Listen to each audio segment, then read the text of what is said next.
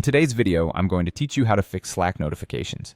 If you've been missing out on critical updates or your notifications seem silent without rhyme or reason, don't worry. This guide will help you get back on track. Let's begin by opening Slack. Once you have Slack open in front of you, direct your attention to the top right corner. There you'll see your profile picture.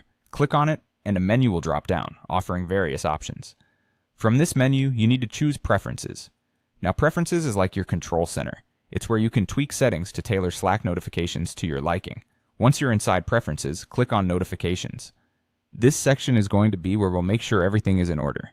First things first, verify that notifications are actually enabled. It might seem basic, but sometimes settings can change without us realizing it.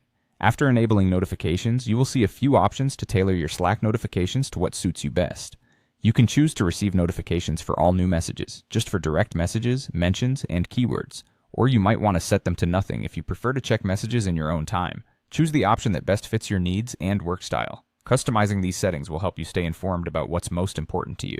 Next, there's an optional step that can make a huge difference in how notifications catch your attention: the notification sound.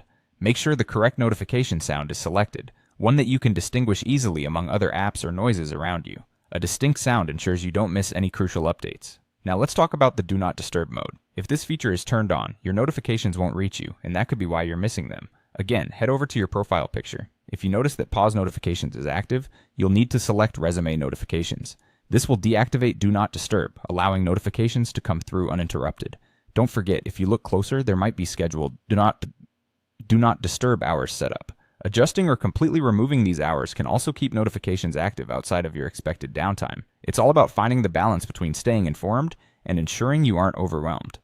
And there we go. By following these steps, you should now have a better handle on your Slack notifications, ensuring you're always in the loop without unnecessary interruptions. Thanks for joining me today, and happy Slacking!